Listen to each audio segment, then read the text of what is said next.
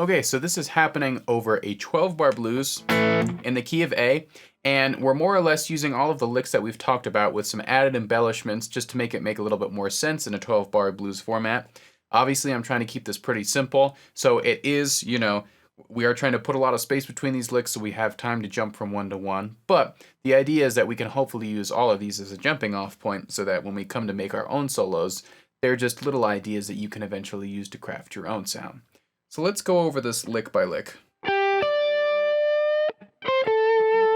So this is our first one, kind of based off of that half step bend lick. What we're doing is I'm playing the 8th fret of the B string with my first finger, and then I'm using my ring finger on the 10th fret of the high E string,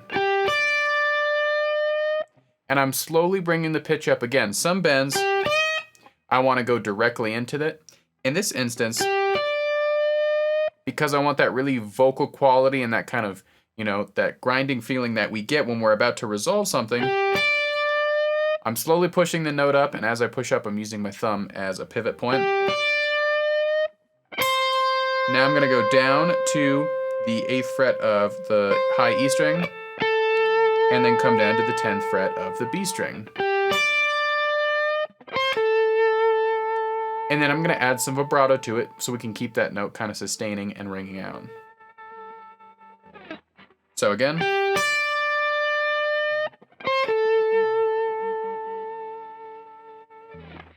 So for our next lick, we're going to be utilizing the same kind of singing motion that we can get from our slide in combination with our vibrato. So I'm starting out on the 7th fret of the D string. I'm playing the 5th fret of the G string. Then I'm playing the 7th fret of the G string. And then I'm sliding directly up into the 9th fret of the G string. And then as I do that, I'm going to put just a little bit of that vibrato on, right? So that's where I have my first finger and my middle finger, and my ring finger all kind of subtly pushing and pulling. Again, using my thumb for some of the torque on that so I can get some of that added sustain, just like we had on our first lick. Then I'm going to slide back down. So it's the same exact motion.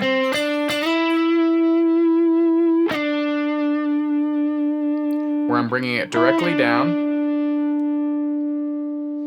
So that's just the same exact motion where I would take my ring finger, I would aim for that 7th fret, and I would stop right on it while quickly going between that 8th fret.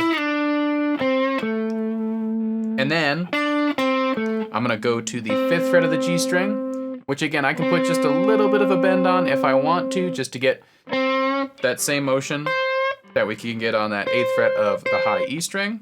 So I can put just a tiny bit of a bend on it, and then go to the 7th fret of D.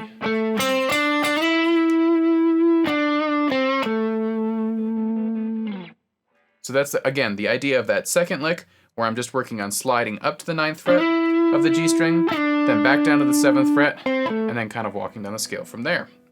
And now we have our last little portion of the lick where I'm going to get into my whole step bend.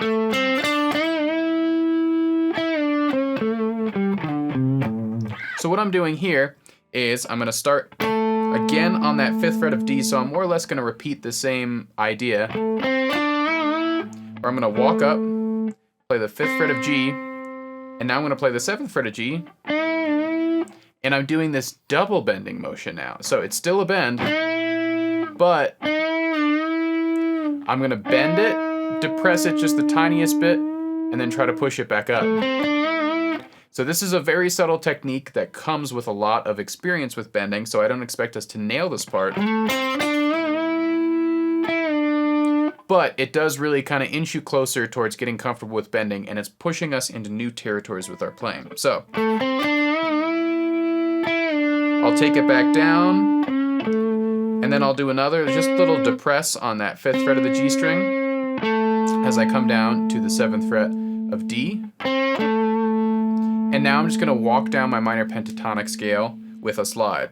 So that's the 5th fret of the D string, 7th fret of A, and then I slide from the 7th fret to the 5th fret of A. I play the 3rd fret of A with a little bit of a bend, and the 5th fret of E.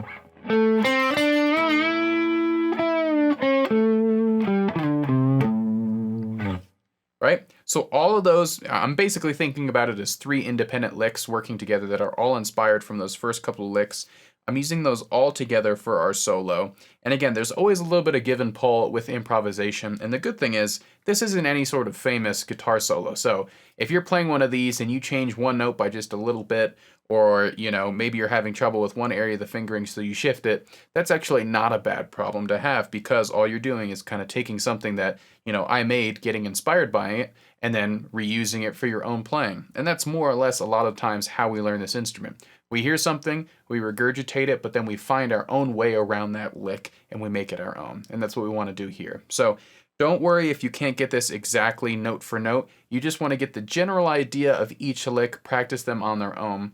And then if you can, try that in the recording with me. Again, slow down to 75 or 50% so you have a little bit of experience, you know, playing it before you're trying it at that full speed.